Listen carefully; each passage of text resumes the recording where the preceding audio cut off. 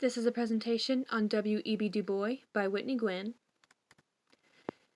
He was born a black male to his mother Mary, who was a domestic worker, and his father Alfred, who was a barber.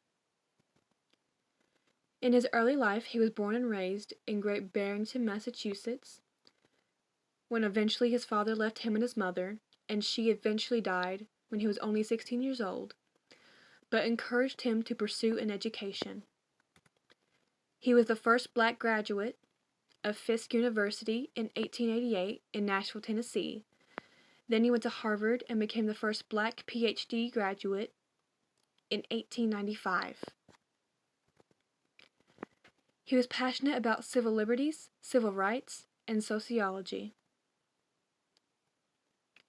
He helped create the Niagara Movement in 1905, where a group of black people went near the falls and demanded equal rights for black people, especially voting rights. He was the calm voice of reason during this hard time of racial violence in American history. He was also an influence in the Harlem Renaissance, with poems and books that he created expressing the black culture. This book was written and published in 1903, and it shows the importance of culture and the black soul, and is an important part of African American literature. This book was published in 1924, and it shows the physical contributions black people have to the United States. The Crisis is the official magazine of the NAACP, and he was one of the first authors focusing on civil rights, politics, and culture. He had many disagreements with Booker T. Washington and Washington's Atlanta Compromise, with Du Bois stating that Washington was too soft on civil liberties and he was not demanding hard enough, like he was. He was one of the first sociologists, especially one of the first black sociologists, and his theory was to use empirical science using methods formed by the physical sciences.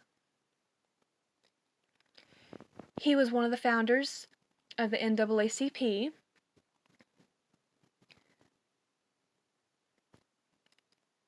in 1909, and it was used to fight civil injustices against black people. He also attended Pan-African Congresses, which helped African nations escape European nation and slavery.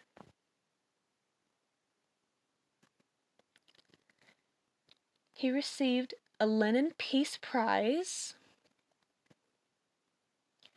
which is appointed by the Soviet government for strengthening peace among peoples.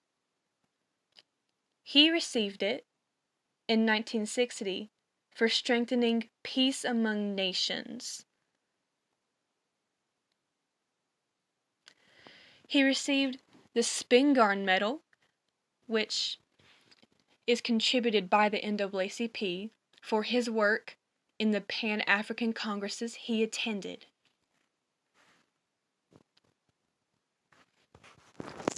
His legacy still stands today, as he left behind many children that went to do great things, with a daughter who was a teacher, a son David who was a professor and was part of the Black Panther Party, and a son who is also an economics professor. Even after he died, he is still receiving awards today, like the Audie Award for his book, The Gift of Black Folk, and was deemed the best faith-based fiction.